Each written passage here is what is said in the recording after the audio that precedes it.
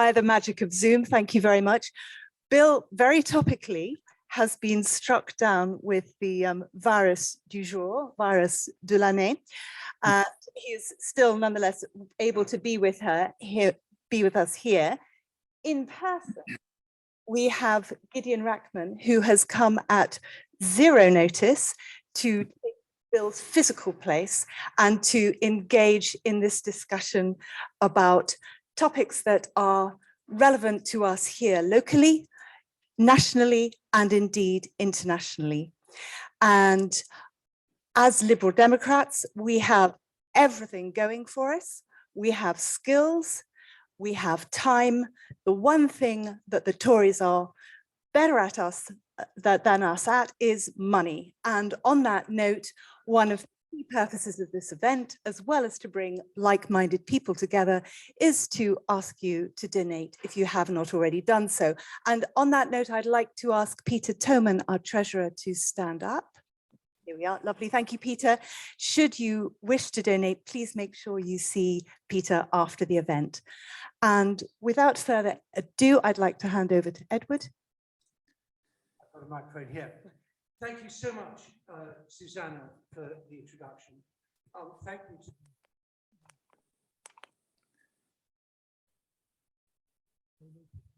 I can't hear you, Ed. How about that? Good. Thank you again. It's time for real. Thank you, Susanna, and thank you very much indeed to the organizers. Because as you may have noticed, if you went to the Ann Applebaum event, I don't have a look of complete panic hanging over my head, which was the case last time. And I'm so delighted to have Constance and Selena and others helping on that. And I'm super grateful to Gideon, who is, I think, just about my oldest friend in journalism. We've been on night shifts together at Bush House in the mid-80s, in the days when journalism was a very different business. And so stepping in at short notice, Gideon, is deeply appreciated, and I will certainly do the same for you, although you may well find you have better options. And I'm so glad that Bill is able to join us by Zoom. For those of you who have been living on a desert island for the last 15 or 20 years, Bill used to be the most important foreign investor in Russia, and he tangled good and hard with the Kremlin, first of all over the corruption in the companies he'd invested in, and then with the Kremlin itself. And the result was that he was booted out of Russia, and his companies were looted, but in a very strange way. What didn't put him out of pocket, they were looted in order to get a tax refund.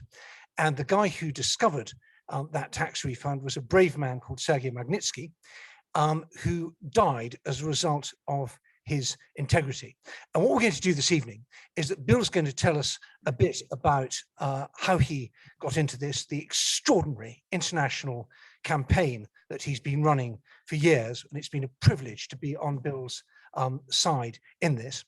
And then we're going to have a three-way discussion between Gideon, me, and Bill on some of the issues around Russia and the West, and why we're doing the wrong thing, how we could do the right thing to counter what Putin is up to, touching particularly on the pernicious influence of dirty money and Kremlin mischief in this country, and particularly right here in the cities of London, Westminster. Because it's here that you have the best and the worst of Britain. We have our best cultural and political and legal and other institutions, but it's also here where the Russian dirty money swills through the sewers of our system, contaminating everybody and everything that it touches. And then we'll have some questions from the floor, which will be great, and we'll finish promptly shortly after 8 o'clock. So without further ado, Bill, give us a short account of how you went from being a financier in Moscow to being an international human rights campaigner, and where you've got to on your campaign and where you want to go next. Good. Well, Ed, first of all, when you asked me to do this, I jumped at the opportunity because I can't think of a better candidate to be a member of parliament to go after the bad guys. And I'll do anything and everything I can to help you succeed in this effort. And certainly showing up here tonight, at least by video, is the first thing that I'm happy to do. And to everyone, I'm sorry I can't be there in person. As I flew back here last week from America. I took my day 2 PCR test and surprised to find out that I was COVID positive, and then all the symptoms came. And so here I am by Zoom, but I'm glad I can still fulfill my duties. So my story is an odd one, it will, some of you have heard it, but for those of you who haven't, I come from a very unusual American family. My grandfather was the general secretary of the American Communist Party from 1932 to 1945. He ran for president twice on the communist ticket against Roosevelt. He was eventually kicked out of the Communist Party in 1945 for being too much of a capitalist, and then persecuted viciously for being a communist. This was my family legacy. And when I was born in '64, I'm 57 years old. And when I was going through my teenage rebellion in the 1970s, I was trying to figure out a great way to rebel from a family of communists. And I figured out the perfect way of doing so, which was to put on a suit and tie and become a capitalist. So I became a capitalist. I went to Stanford Business School, and I graduated business school in 1989, which was a very auspicious year. That was the year that the Berlin Wall came down. And as I was trying to figure out what to do next, I came up with a great idea, which was that if my grandfather was the biggest communist in America, I'm going to try to become the biggest capitalist in Eastern Europe. So that's what I set out to do. And as Ed mentioned, I eventually found myself in Moscow running something called the Hermitage Fund, which was the largest investment fund in the country. I was investing in newly privatized companies of Russia. And everything looked really good on paper. These companies were trading at a 99% discount to comparable companies in the West. But the reason that they were trading at such a big discount was because you didn't really own a share of these companies, because the oligarchs and other crooked people in Russia who controlled these companies were stealing all the money out the back door. And as I accumulated this large portfolio of shares, it became clear to me that I wasn't going to make any money for my clients unless I could somehow stop the stealing. So I started to do research, and I've got a very clever man who works for me named Vadim Kleiner, who's a Russian PhD who ran the research wing of my company. And he started discovering all these unbelievable scams where we had evidence of who was doing stealing and where they were stealing from, how they were stealing. And so we started to take this information and share it with the media. And interestingly, that created a problem for some of the stealing. The share prices went up. And for a brief period of time, when Vladimir Putin had just come to power, he had been fighting with the same guys that we were fighting with. The oligarchs were stealing power from him at the same time as they were stealing money from us. And so when he first came to power, he was our ally. He was sort of, there's this expression, your enemy's enemy is your friend. And he was fighting with us. He was basically, every time we would expose one of these people, he would step into the fray. And so we for a while, things were going really well for us. Putin was stepping in, we were exposing the oligarchs, the share prices were going up. And then in late 2003, Vladimir Putin decided he wanted to win his war with the oligarchs. He arrested the richest man in Russia, a man named Michael Khodorkovsky, the owner of Yukos. He arrested him on his private jet in Siberia, put him on trial, and allowed the television cameras to film the richest man in Russia on trial sitting in a cage. And imagine you're the 17th richest man in Russia. You see a guy far richer, far smarter, far more powerful than you sitting in a cage. What's your natural reaction? You don't want to sit in that cage yourself. And so one by one, they all went to Vladimir Putin and said, Vladimir, what do we have to do so we don't sit in the cage? And he said, real simple, 50%. And this wasn't 50% for the Russian government or 50% for the presidential administration of Russia. This is 50% for Vladimir Putin. He became the richest man in the world. And all of a sudden, and he also became a partner of these oligarchs.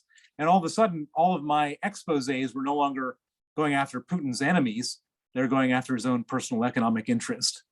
And that's when all the trouble began. I was expelled from Russia. I was declared a threat to national security. My offices in Moscow were raided.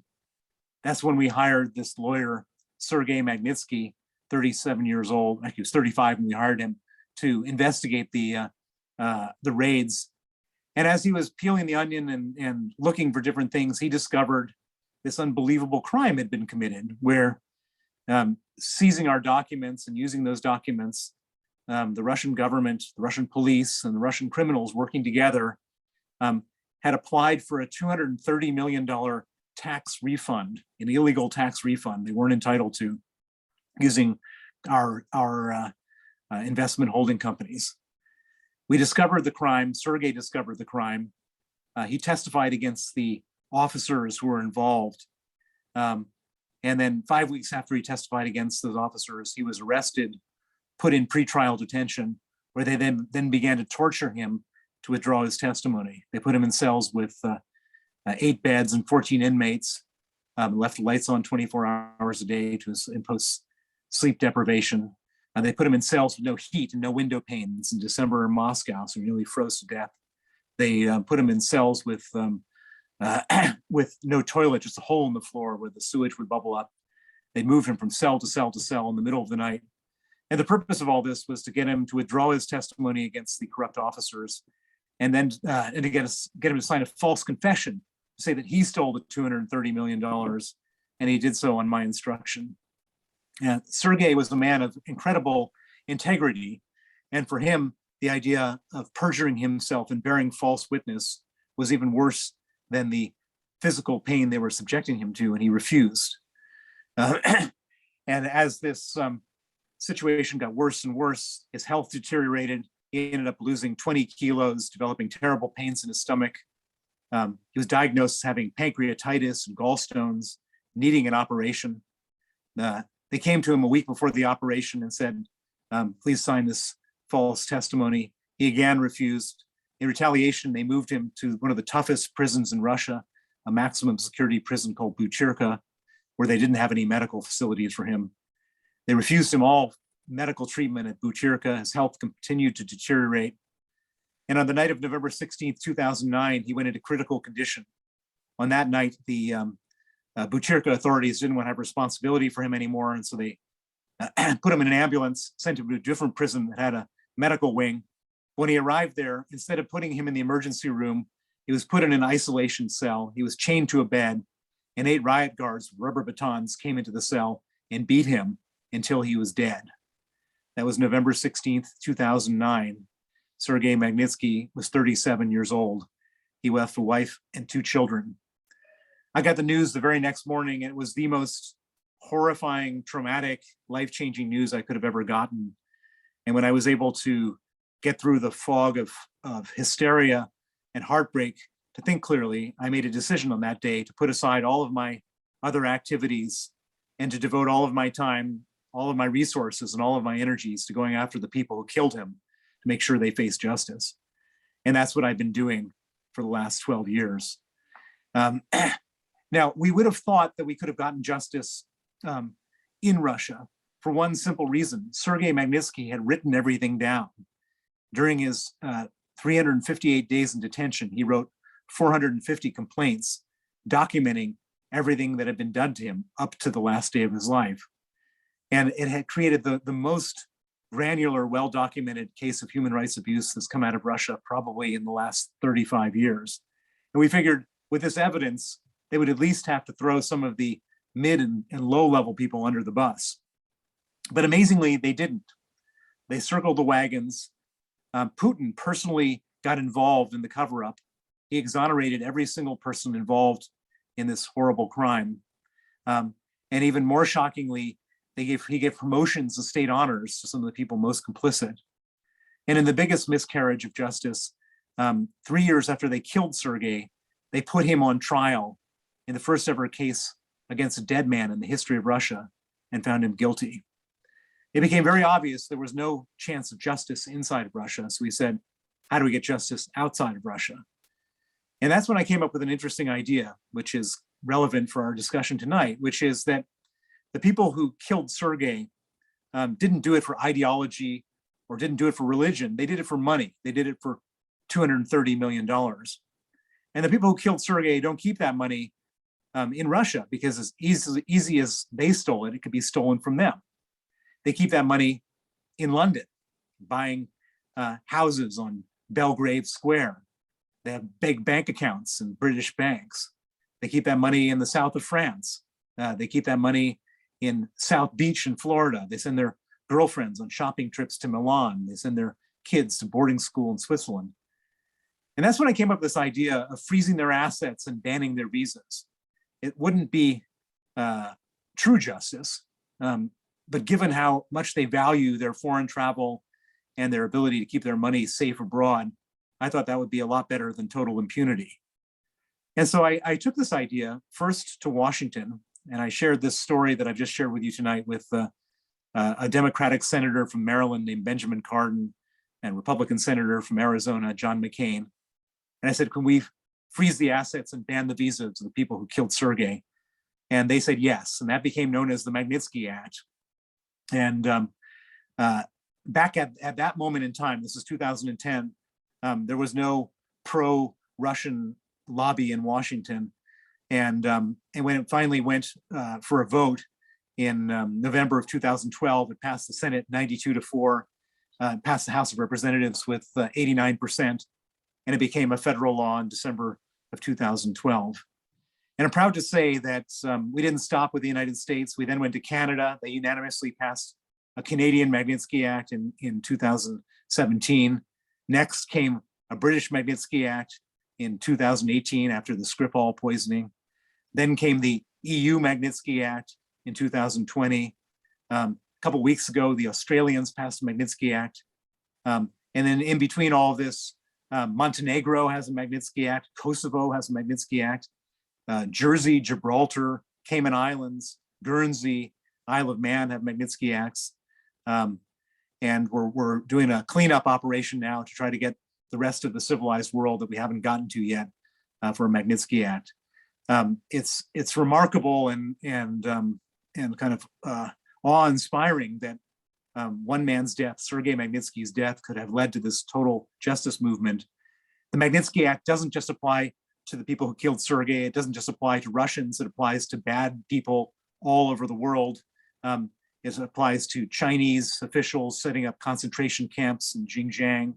It applies to Myanmar generals who are responsible for the Rohingya genocide, and on and on and on. There's more than 500 real bad guys, bad villains around the world who have been sanctioned.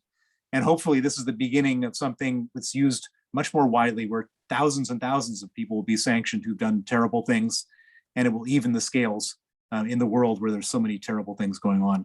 I'll leave it there, and hopefully we can have a good conversation. Thanks so much, Bill. There's one thing you've left out, which is the fight back from the Kremlin against you. And your book, which if you'd been here to sign it in person, we'd have had on sale tonight, Red Notice, is called Red Notice because that's one of the tactics that has been used against you. So before we get into a broader discussion, just talk a little bit about, and I'm going to stand next to the screen so we get a nice shot of you and the book and me together. Tell us a bit about how they tried to deter you and to frustrate your campaign.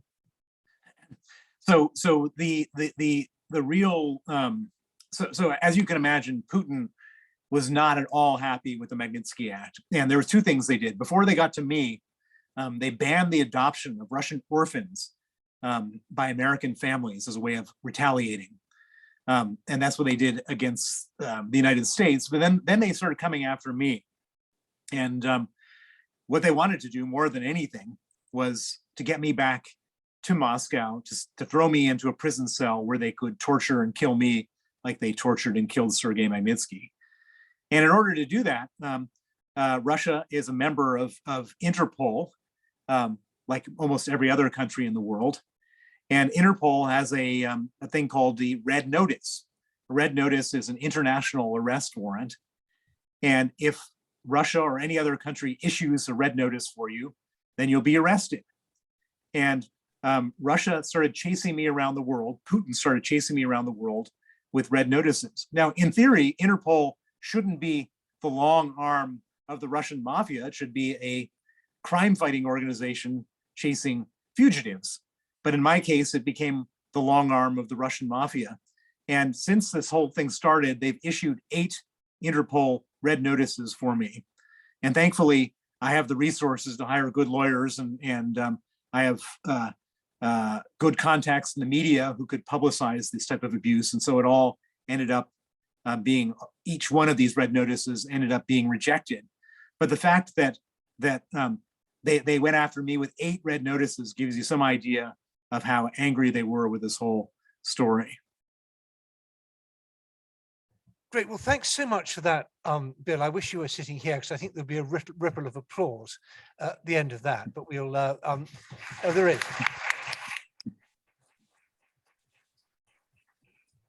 It's much easier to do applause with atoms than with electrons. But Gideon, I want to go to you next because you have been in the columns of the FT week after week after week, chronicling mostly the failures of the West, sometimes its successes in dealing with this challenge from sort of authoritarian kleptocracy, not just Russia, but also China. So give us a kind of scorecard on this very topical day where Putin has summoned the West to Geneva. We seem to have blinked first. Where are we and how effective do you think these sort of tactics that Bill has been pioneering might be in deterring Putin? Well, I'm not just saying this because Bill is on the screen, but I think what he's done is really a unique piece of combination of sort of legislative innovation. It's an incredibly imaginative thing he did, and also just brilliant lobbying. I mean, I can't think of many people who, however justified their grievances, were able to mobilize the US Congress in quite this way to create a new category of legislation and really disrupt one of the most powerful governments in the world. It was a remarkable thing to do. And I think that,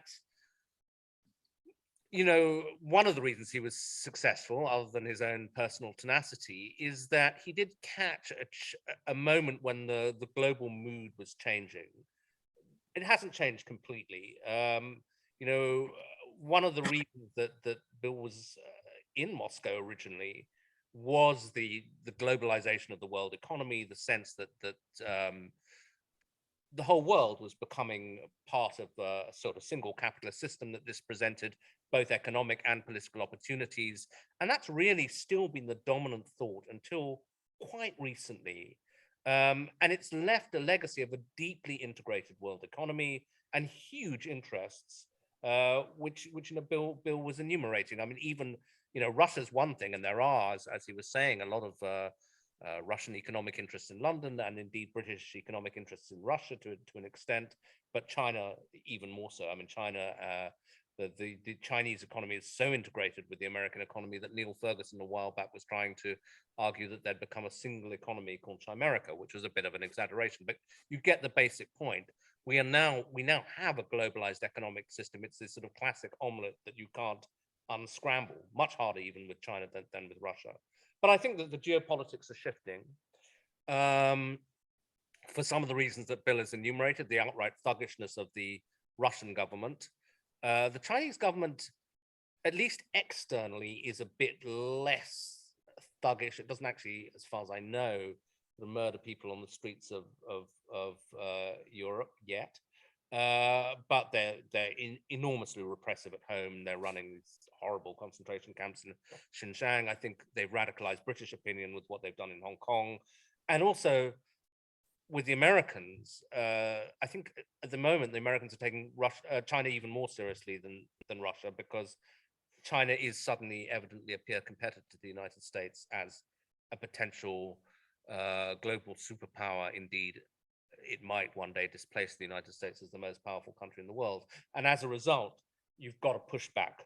But this pushback is happening, I will wind up in a second, in the context of this deeply integrated economy with all these interests that already exist, and a continuing thought that, well, maybe, isn't it better to cooperate with these people, because after all, we all inhabit the same planet, et cetera, not sort of inherently absurd thought.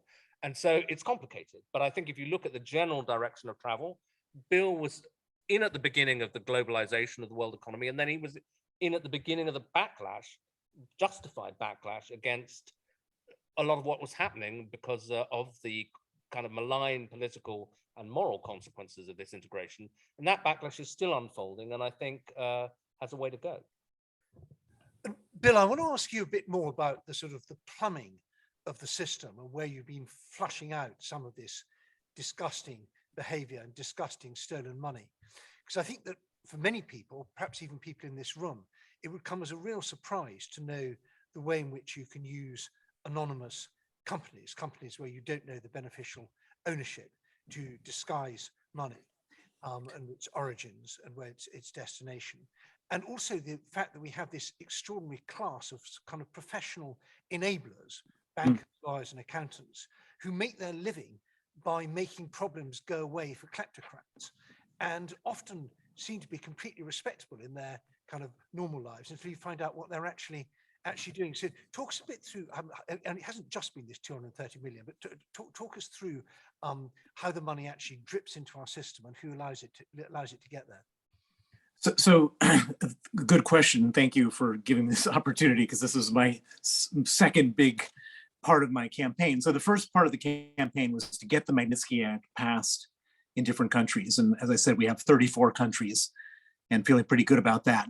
The second part of the campaign, which was going in parallel with the first part, was to say, who got the $230 million that Sergei Magnitsky exposed and was killed over? And so we started to look into who got that money.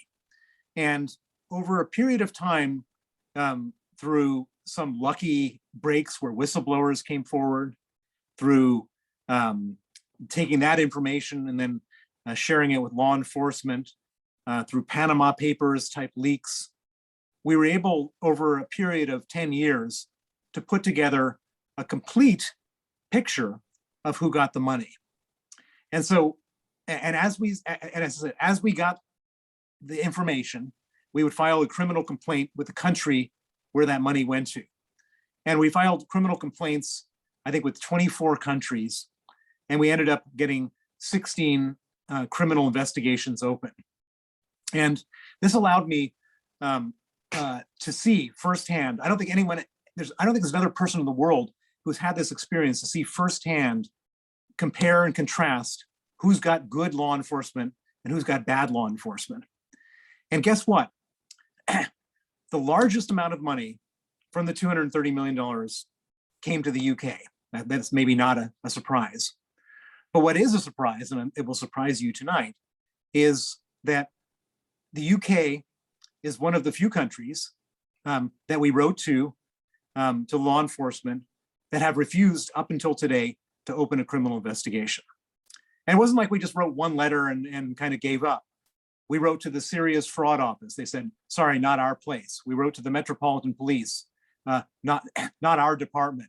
We wrote to the HMRC. Sorry, can't help you. We wrote to what was called the Serious Organized Crime Agency. Not our business. We wrote to the National Crime Agency. We don't think a domestic criminal investigation is the best way forward.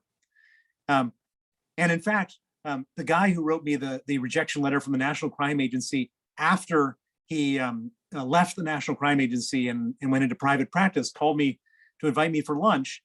And he said, I just want to tell you that I'm really upset and sorry that I had to reject your application to open a criminal case. I was told by my superiors that I'd be fired if I started investigating it. So then the obvious question is, why in the world is Britain so bad at this? What's going on? Is it corruption? Is it geopolitics? Is it incompetence? And I don't know the answer to that. But one thing I can say, and I've seen this again as part firsthand, is that the City of London and the political establishment in the UK is awash in a sea of dirty money from Russia and elsewhere. There's Russian money, there's Kazakh money, there's Chinese money, there's all sorts of dirty money. And there's all sorts of people in the political establishment, members of the House of Lords, former members of Parliament, who are on the payroll. And I have literally receipts. I have leaked emails and payment instructions of people from the House of Lords being paid by recipients of the Magnitsky, from the Magnitsky crime, to lobby against the Magnitsky Act. I mean, it's truly remarkable. And so we have at the moment, there is no Foreign Agent Registration Act in the UK. This is what they have in the US, which makes everybody, which forces everybody as up to criminal penalties to disclose where their interests are. They need to have something like that here. But moreover, members of parliament should not be taking money from anybody, let alone Russian crooks, to affect their legislative positions. It's just truly unbelievable and unreasonable. And so, taking a step back, in Latvia, late last year, the Latvian law enforcement agencies froze and seized a bunch of real estate belonging to people who bought it with money from the Magnitsky crime. Latvia, which is considered to be one of the worst countries in the world as far as this kind of stuff is concerned.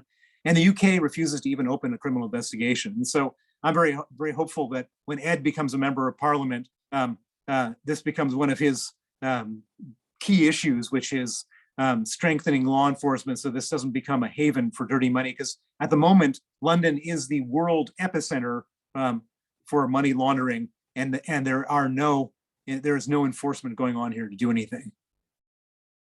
Okay, well, perhaps I can ask you, Ed, a question since Bill sort of queued us up. So let's say you make it into Parliament. How effective do you think you could actually be as a backbench MP initially for a minority party against all these entrenched interests? I started doing this because I was the first witness to the Intelligence and Security Committee inquiry into Russia.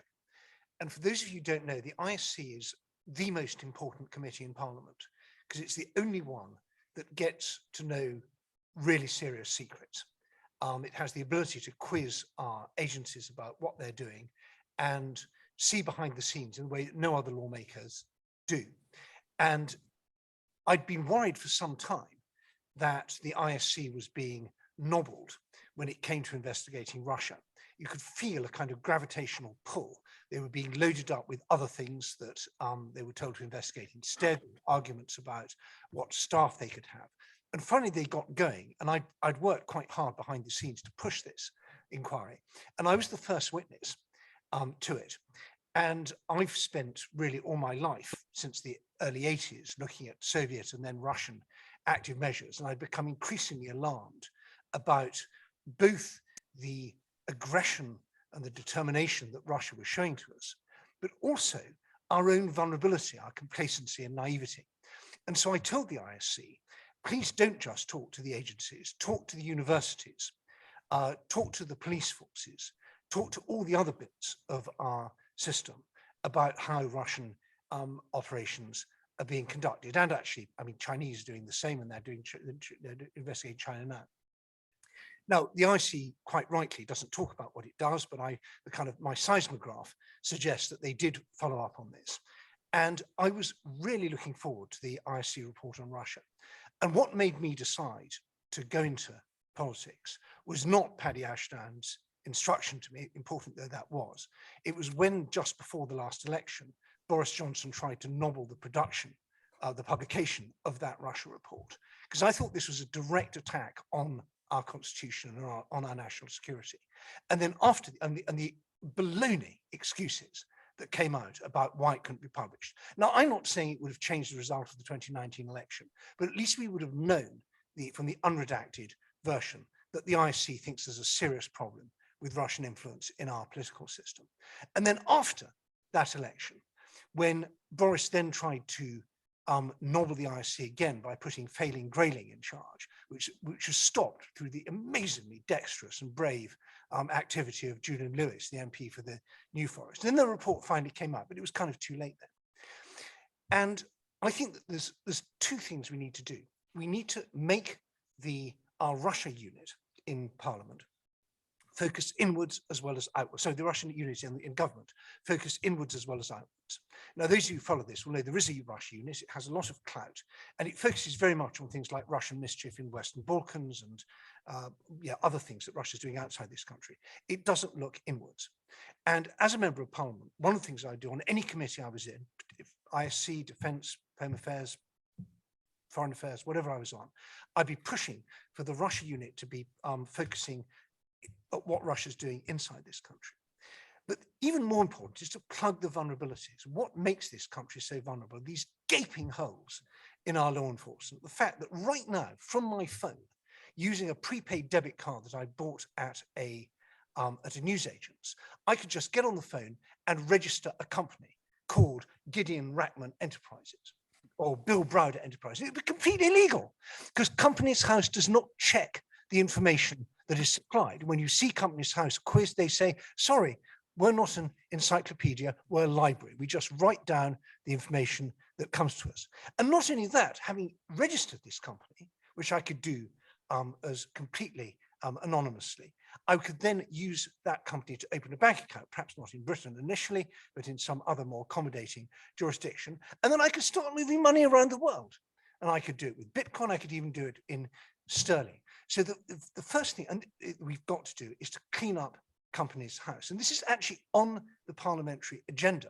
It's just they can't find parliamentary time to do it. It was promised back in the David Cameron era. I saw Cameron promise this in 2010, and he made another very important promise, which was to clean up beneficial ownership.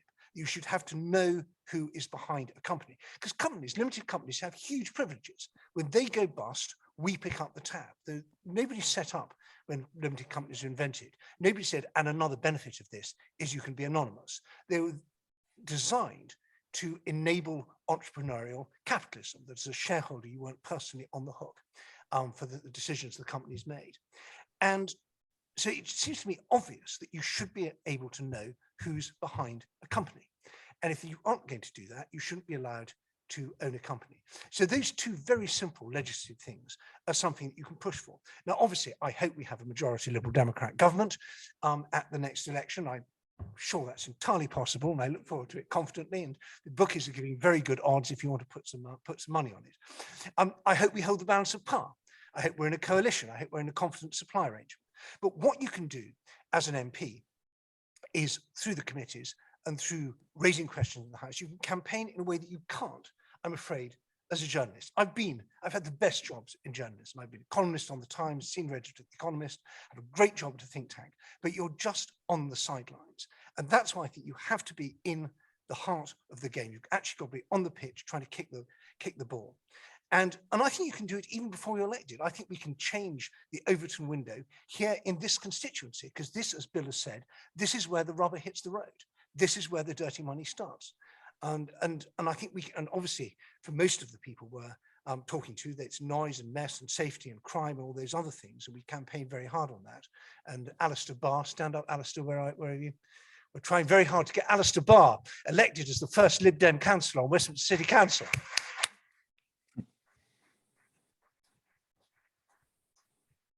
So it's a full spectrum campaign, but there are things you can do in this constituency that you wouldn't be able to do, I think, in any other one. And that's campaigning on kleptocracy. Gideon, did that answer your question? It did. Okay, so now let me play devil's advocate for the constituent. You knock on the door of somebody and you say, can I have your vote? And he says, well, actually, I'm a city lawyer. And Bill Browder's right. There's a lot of Russian money in London. We've just sawn off one of our legs by leaving the EU. And now you want to saw off the other one by cutting out our access to what are politely known as emerging markets. You know, while I may have some sort of abstract sympathy with you, my direct economic interest and the direct economic interest of Britain involve doing trade with all these places, and you're going to ruin it. Well, I'm just looking around the audience to see how many financial and legal professionals we have here. And if you want to leave now, you're welcome to do so. I know it's a terrible thing to quote one's children, but there's an app. I was just talking to one of my kids who was doing an internship at a big city law firm. And they were actually representing the Russian government in one of the suing somebody or other. And he said to one of the partners, you know, do you not feel a bit uncomfortable about this? And the guy said, oh, you can't think about that. You're just going mad. So there you are. Well, I think there's a kind of big point and a small point. And the big point is that the system that keeps us safe and free and moderately prosperous is under attack. And it's under attack by people who want to control our decision-making, whether it's the Chinese Communist Party trying to affect the way in which our legal system, which our academic system works, and we have 8 universities in this constituency, every one of them has a problem with Chinese influence. It may be quite lucrative Chinese influence, but they have a problem with it. Or whether you have a government that represents the people or represents the interests of the rich friends of the prime minister who invite him to parties and give money. I'm not saying they've done anything wrong in this case, because this is being live streamed, and I hope I can hear Schillings and Carter Ruck and the others eagerly hoping that we're going to say something libelous. These people are people of great integrity, and they're British citizens. They're not doing anything illegal. But as a British citizen, I would like to think, whether I'm a city lawyer, a financial professional, or someone who punches tickets at on a train, I would like to think that the country is run according to the interests of the voters and not according to the interests of big money. And we have a serious problem with finance in this country. I'd also make another point, which is that this is pretty high risk stuff. There was a kind of golden age of the enablers when it was all wonderful and everyone was just making money. But if you now talk to the United States, and I know, Gideon, you've been there recently, this is one of the very few issues in the United States on which there's bipartisan consensus. There's a counter-kleptocracy initiative in Congress, which has almost the only time you see Democrats and Republicans in the same room. And we see the US administration getting going, not as much as I'd like, but they are getting to grips with things like the trust and company service providers and all these other holes in the system. And we are being left behind. And there was a very interesting message came from Washington when the Democracy Summit was being planned, where they said to Britain, we are treating you as one of the problem countries. And unless you come out with something serious on countering kleptocracy, particularly with these legislative changes, we're not sure we're going to invite you. Now, obviously, they were going to invite Britain, but Britain is becoming a standout. And if your reputation is really important to you as a legal or financial professional, you need to think twice about being seen to be working in a system, in a country, and on cases that are getting the serious, unpleasant, eagle-eyed scrutiny of the FBI and the Justice Department. And perhaps it wasn't the same person that you spoke to, Bill, but I remember having a conference with some of our law enforcement people here, desperately trying to work out if there was anything you could do that would frighten these enablers. And they said the one thing that would work would be if a guy with an American accent would turn up and just say, I work with the American embassy. I just want you to know you may need an extradition lawyer. And those 10 words would be enough to ruin someone's day seriously. And we even jokingly suggested it would be worth just hiring some extras to come along. And they then realized that impersonating FBI officials is not actually a great thing to do. But the whiff of extradition to the United States, the whiff that you might not be able to go to the United States again, that already is a sanction. And the tide is turning, as you've said, and Bill's turning, and we are now outliers here, and it's time the tide turned here as well.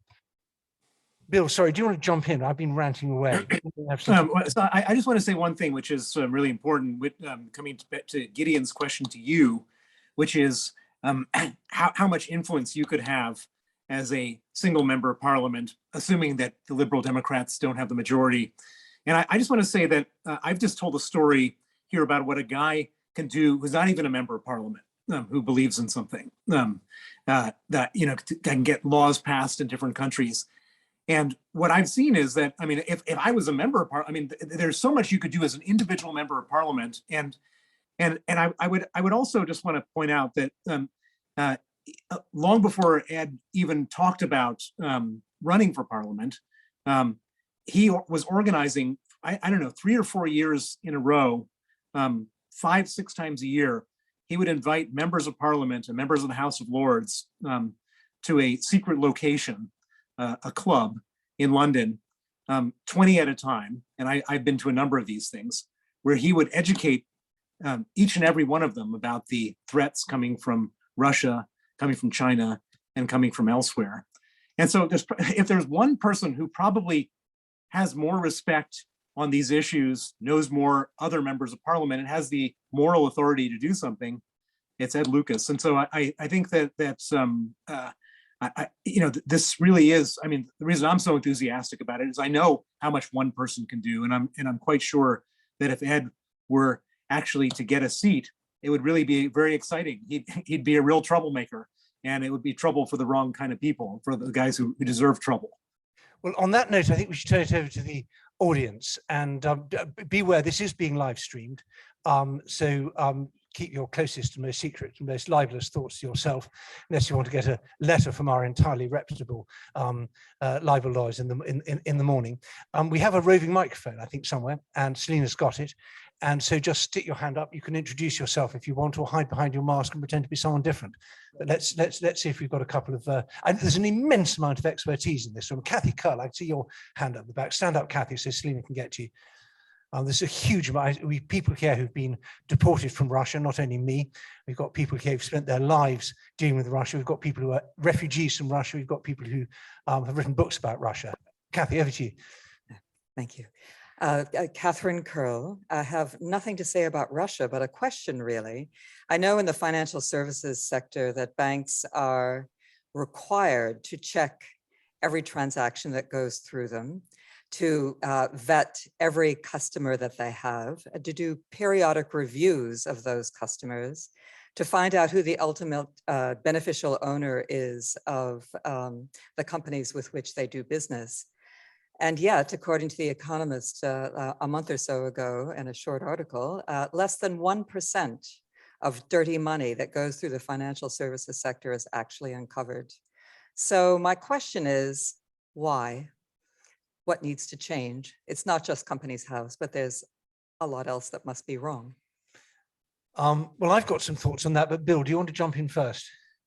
So the answer is the legislation in the UK is actually pretty good. I mean, if you read the legislation, it looks solid. I'm sure it could be improved. I'm sure there's different things that could be fixed. But the problem is not the legal infrastructure, but it's the enforcement. So there are no cases being brought, very, very few cases being brought against anybody. And coming back to Ed's point, there's no policeman showing up arresting bankers. If like 10 bankers were arrested in the city of London, and prosecuted and sent to jail, the entire culture would change. But that's just not happening. There's just not, I think NatWest was discovered having hundreds of millions of pounds of suitcases of dirty money, and they got a fine. Nobody went to jail. The moment you actually start sending bankers to jail, that's when it all stops. But there's not a culture here of sending people to jail. And then the question is, why are they not doing that? And that comes back down to both structure and money. There's not a lot of money in the Crown Prosecution Service. There's not a lot of money in the financial investigation units. And they're all scared to death of doing anything wrong. And so the only cases that they'll bring are sort of absolute slam dunk, open and shut cases. And the last thing they want to do is be up against a well-resourced oligarch who's going to run a case down for years and years and years. And part of the reason that they're so scared is because here you've got this situation where the loser pays. And so if the government loses, they've got to pay. And since their budget is so small to start out with, the last thing in the world they want to do is have to pay. And so it could easily be fixed. That one thing could be easily fixed by a tweak in the law to say that in financial investigations, and this is true in America and elsewhere, if the government brings a case and they lose, they don't have to pay the legal fees of the winner. Secondly, and this is another thing which works really well in America, is the government gets to keep the money that they seize. So the Department of Justice if they seize a bunch of money, they get to keep it. And so the financial incentives are all different over there for launching these cases. Here, that's not the case. And so you end up in a situation where you've got a bunch of people who are kind of worried about their careers. They don't have a big budget. They're worried about losing their budget. And so they just don't bring cases. And because they don't bring cases, nobody ends up wanting to, or the bad guys think, well, I'm not going to get prosecuted, so why not do it? And so as a result, and I think your figure is exaggerated. It's not 99% of dirty money getting through. It's like 99.999% of dirty money getting through without being caught. Almost all dirty money goes through without ever any consequence.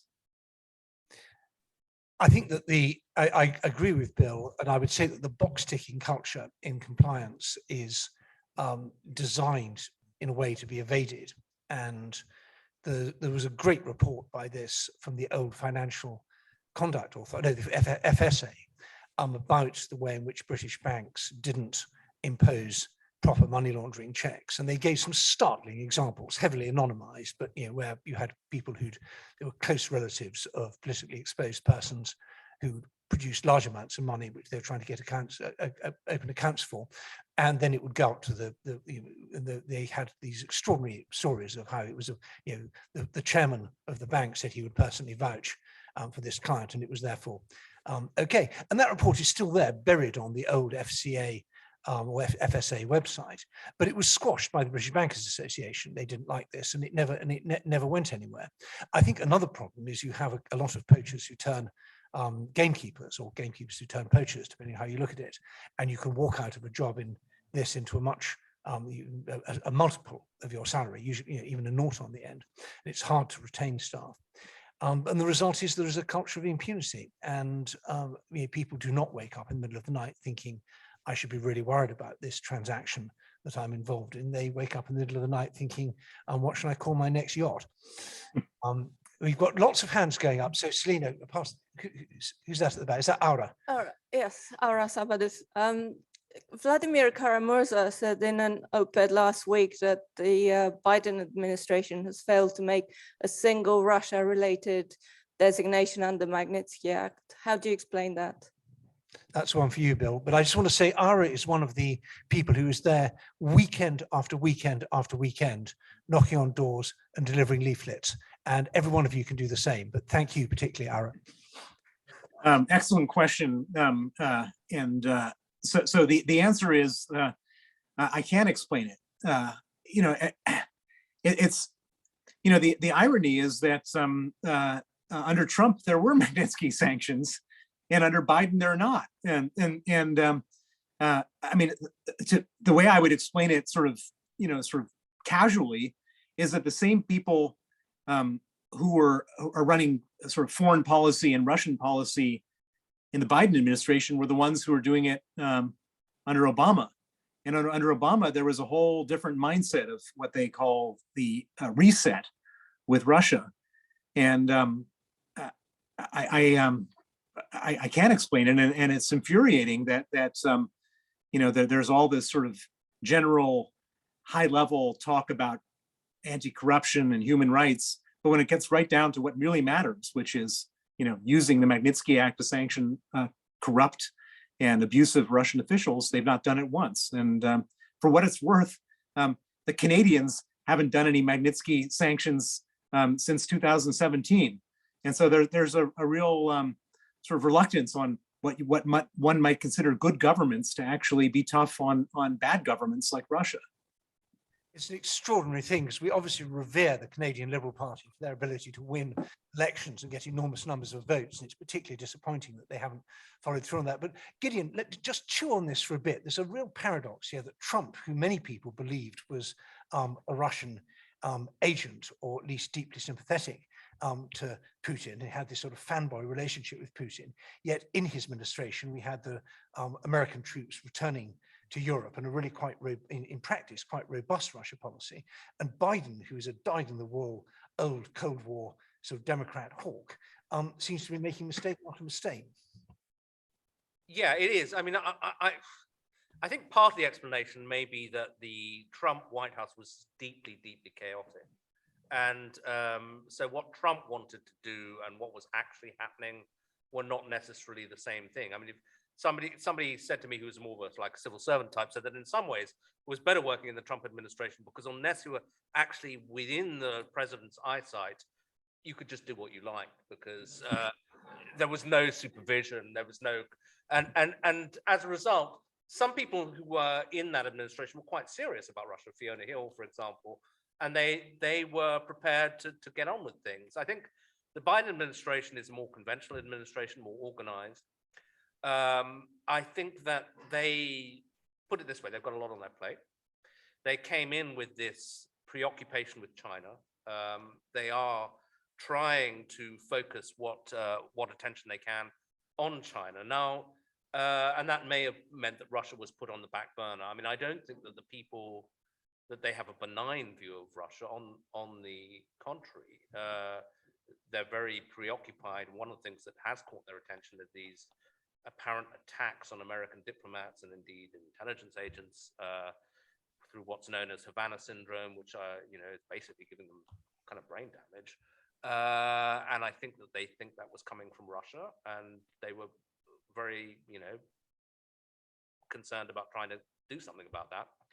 But that was a relatively kind of sort of discrete problem. But I think what may change things is this crisis we have over Ukraine, where, Putin may be deliberately trying to get the West's attention, but he may get more of it than he wants. I think if he does attack Ukraine, they are going to throw everything they can economically at Russia, and that presumably will also include some more Magnitsky sanctions. I think, Peter, you had a question. Was that your hand up there? Stand up. Wait, we've got a microphone coming. Thank you. Well, I worked in banking for 20 years, and basically to be able to breathe, I had to fill in a form. And I wondered, Bill, if you'd taken your concerns about money laundering in the UK to the FCA and what they had to say about it.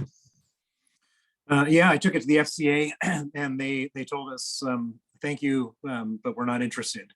It's, you're right. I mean, so like when I go to the bank, I've got to show my utility bill and my passport and I've got to justify where my money came from. If any money comes from someplace, they haven't heard of, like I got a foreign payment from Simon & Schuster. Like, who's Simon & Schuster? That's my publishing company. And I'm like, what are they?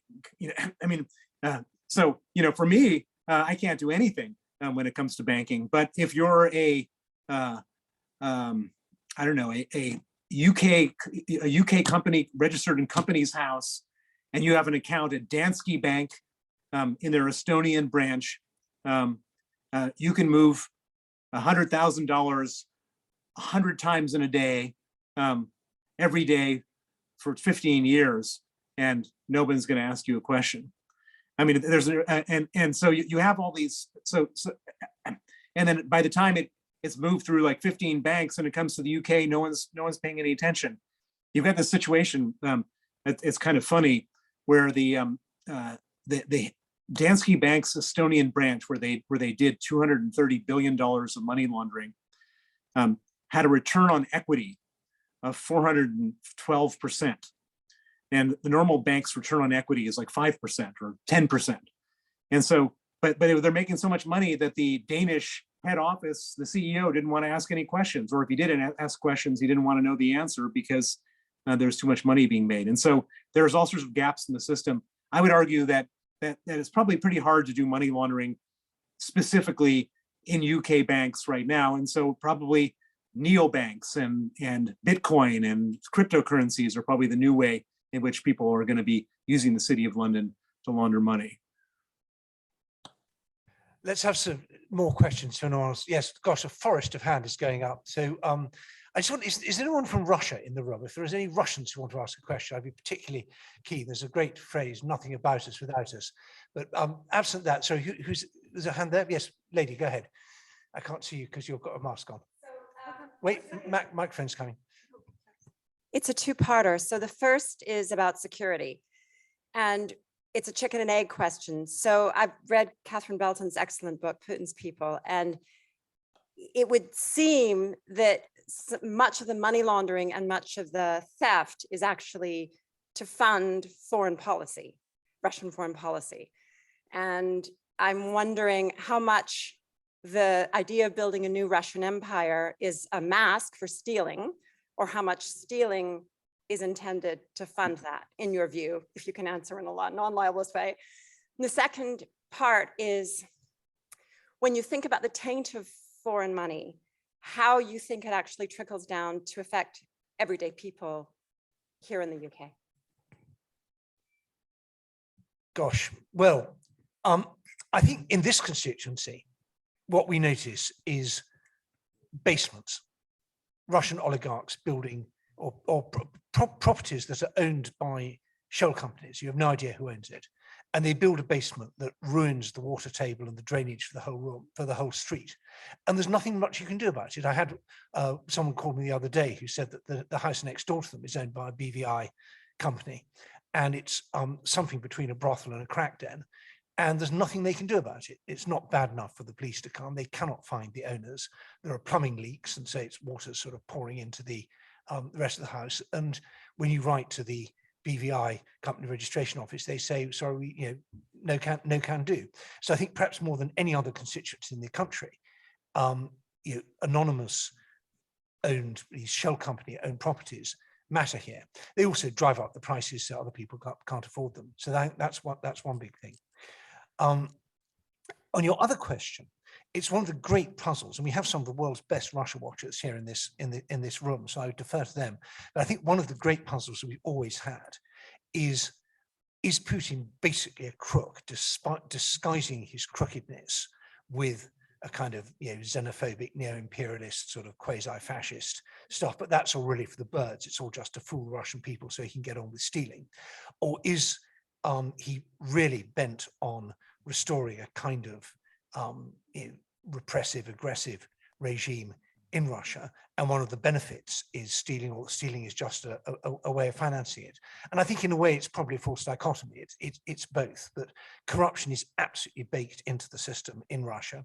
It's the way Russia functions, and it both funds the repression and the aggression, and the repression and the aggression also enable the corruption. But there's a particular twist to it, which is, I think, that the corruption is used as a weapon against Western countries, because it makes us weak and cynical. And when you feel that your politics is just a corrupt farce, then you think either why bother to vote, or let's vote for the funny guy.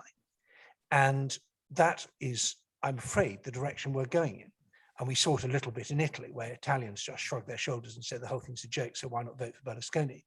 But I think there's an element of Berlusconi in Boris Johnson, and this whiff of dirty money is very off-putting for people who think maybe I should take politics seriously. You think, how can we compete? There's these billions out there and all these dodgy people behind the scenes. So why should I waste my time voting? Why should I waste my time delivering leaflets or knocking on doors?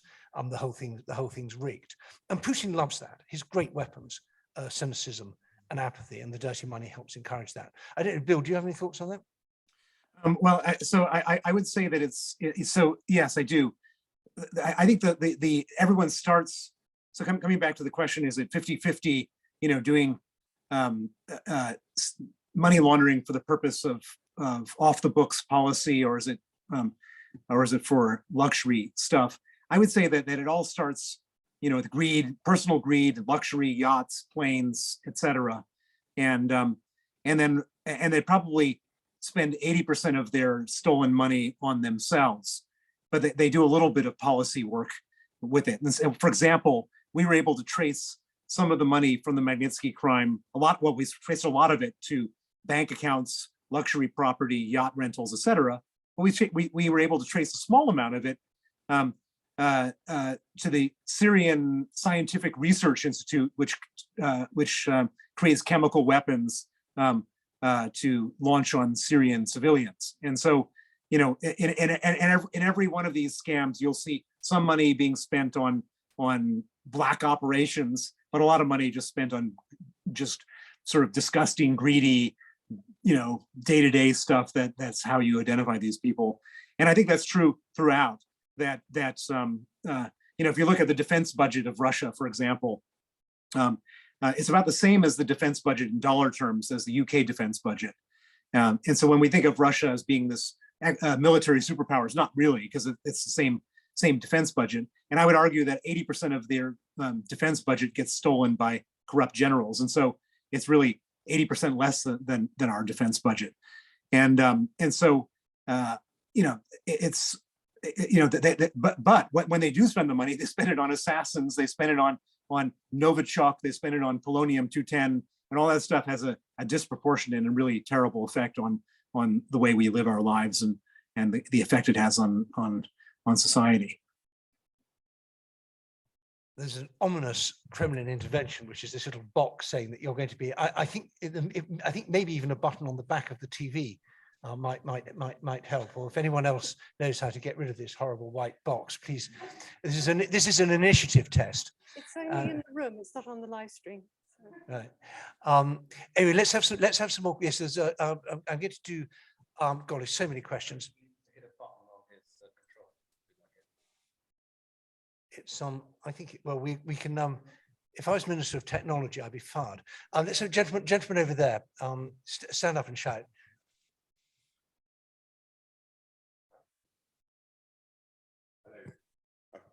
Thank you. I'm Rafał Libera, I represent Polish City Club. I had a question regarding issue that was briefly mentioned regarding the interdependence between the West and the emerging economies, as was mentioned.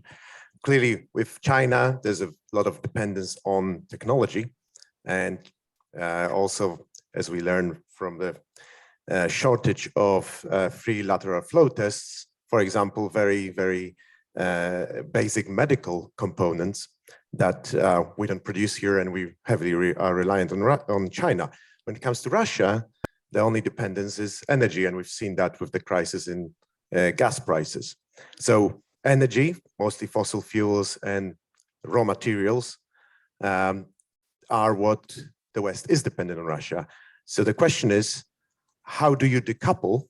And what would, for example, Mr. Lucas, yourself would do if you were in Parliament to decouple the Western energy systems away from dependence on fossil fuels and raw materials from Russia? Well, thank you. This is giving me memories of when I was energy editor at The Economist, and I think there's the first thing is there's no quick fix. We've got ourselves into a real mess, but you need. The first thing is you've got to have more resilience in the system. And that means diversifying, having lots of different sources of whatever energy it is we're talking about. And we quite stupidly got rid of the gas storage we had, which would be one way of smoothing out the spike. We've made ourselves very dependent on gas-fired power stations because we're closing down a lot of other things, and gas has the great advantage that it compensates for intermittency. We could have had other ways of compensating for intermittency by having more demand-side response, so getting big users briefly to turn off their use of energy to make take account of the spikes. And we could have built interconnectors. We could have, if we'd started 15 years ago, we'd have an interconnector to Iceland by now, with enormous amounts of both geothermal and hydro electricity coming from Iceland. People said, oh, it's very expensive. But now we wish we'd done it. It would be much, much cheaper to do that. When the technology first became available 15 years ago, you can now do high voltage, direct current, long range cables in a way that is far more cost effective than it used to be. So we've almost sort of jumped onto the horns of a dilemma where one of the answers is be nice to Putin. And I see already people saying, why are we picking a fight with Russia when we so badly need Russian energy? And what's so frustrating about this, and it's just like, in a way, like the dirty money, nobody made us do it. We didn't have Russian agents running around Whitehall 15 years ago saying, make yourself really, really dependent on gas that only Russia will be able to supply. No, we did that because we were lazy and greedy and complacent. Nobody made us open our financial system to dirty money from all over the world. We didn't have tanks crunching down the streets of the city saying, change your rules, allow this. No, we did this to ourselves. And it's again and again, you see with, it's different with China because China is a much more serious adversary, but again and again with Russia, it's not really that Putin's strong, it's just that we're weak and divided. And the answer to that is not to be weak and divided. So the remedy is in our hands. But we are going to have a very uncomfortable couple of years now because we've put ourselves in a position where there's no obvious alternative. I'm aware that one of my great friends, who's also an energy expert, is sitting in the front row. So if you want to say anything, you can contradict me either now or later, John. Okay, let's have some more questions. And thank you. This is the man who fixed the television.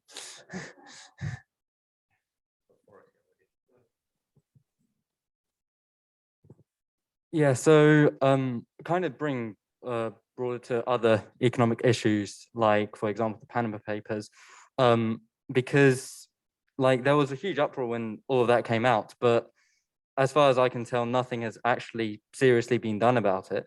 And there does seem to be, I think, a link in the sense that there does seem to be a general culture of just allowing for these things to happen. Sorry, I'm kind of losing my trail of thought, but It's a great question. Why weren't people more cross about the Panama Papers, and why hasn't more happened about it? Well, yeah, and to kind of add to that, basically, is arguably a culture that has been created over the last 30 years to justify immoral economic means for short-term gains that still hasn't been tackled in the way that it should be. And so therefore, and it's still continued by the Conservative government, we see the corruption there.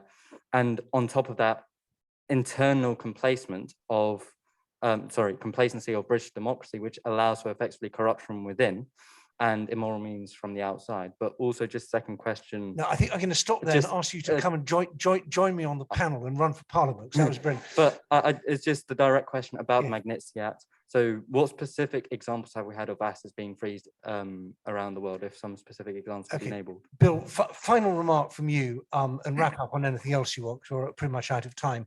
What's your biggest trophy on the Magnitsky Act, the one that's what you really bitten hardest? Well, so it's not so much the assets that have been frozen. So when somebody gets put on the Magnitsky list, whether it's a Russian or anyone else, they get put on what's called the Ofac sanctions list. And what that means is that anybody who does business with that person is violation of US Treasury sanctions. So just let me give you an example. So if you're a Russian oligarch and you get put on the Ofac sanctions list, even if you don't have any money in the United States, let's say you have your money, $1 billion in a Swiss bank, and and there's a real example of this. That Swiss bank, because they operate in America and they operate in dollars, if they transfer that $1 billion out of Switzerland to Russia for that oligarch who's on the Magnitsky list or on a similar sanctions list, that bank is subject to $3 billion, 3 times the amount in fines. And so they get paid $50 to do a wire transfer of $1 billion. That's the upside. And the downside is $3 billion of fines. And so what happens if somebody gets put on the Magnitsky list is that no bank in the world, it doesn't matter where the bank is, no bank in the world wants to be in violation of US Treasury sanctions. And so the person who's on the Magnitsky list becomes an international financial pariah the very next day. And it's not just bank accounts. So for example, any company or any person on the Magnitsky list that has a private jet, that jet uses US avionics and US software to run the private jet. And that software stops working the next day. I've heard of examples of Microsoft Office stop working in Russian oligarchs' firms. And so all of a sudden your life gets ruined by the whole thing. And so I don't think that I can point to a single example of a massive trove of assets that have been frozen. But what I can tell you is that everybody who gets put on the Magnitsky list is absolutely enraged, upset, horrified. Their life is ruined. They become a non-person in the world of money, finance, and business, and it ruins their life. And so, and there's one other thing which is even better, which is for every person on the Magnitsky list, there's 1,000 others that could be on the Magnitsky list that haven't yet been sanctioned, that are wondering if they're next, and they're living in a state of terror, wondering if they're next. And I've seen this on a number of occasions. After the murder of Jamal Khashoggi, all sorts of Saudis were terrified that they were going to be put on the Magnitsky list. And so it's the sense of terror, it's the fear, it's the sense that they could be next that has a dramatic and profound impact on the psychology of bad people everywhere. Yeah, no, just one personal favorite example is Carrie Lam, the chief executive of Hong Kong, doesn't have a bank account, doesn't have a credit card. She has to be paid in cash. She says she keeps tripping over piles of cash all over her flat. Well, I think we've got a mixture of the humorous and the absolute crescendo of the disasters that's awaiting our enemies if we only choose to pull the trigger.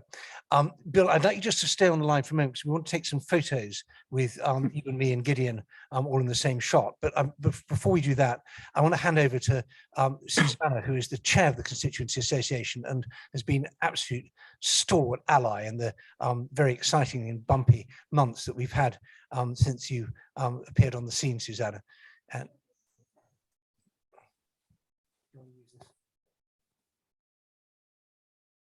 again, can you all hear me? So, as well as thanking Bill and Gideon for fascinating insights, I want to share with you my excitement that we have a candidate of this caliber, somebody who we have a realistic chance of electing to Parliament to do something about this in our country. And I come back to the theme I raised earlier on. 3 things: skills, tick; time, tick; money. And over to you. We need 1,000 members in the constituency. We need 100 volunteers out there every week, delivering the message, delivering the leaflets, and we need £100,000 in the bank account. Peter, could I ask you to stand up once again, please? Peter's our man in this connection. Thank you to Bill. Thank you to Gideon. And we should also say we've got a generous donor who is matching pound for pound every penny that we make from this event, up to £7,000. If we raise 7,000, we'll actually have 14,000.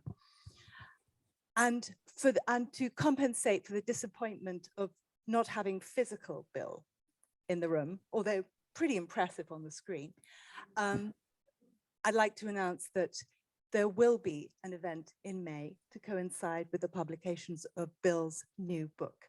So by way of compensation and something to look forward to. Thank you so much.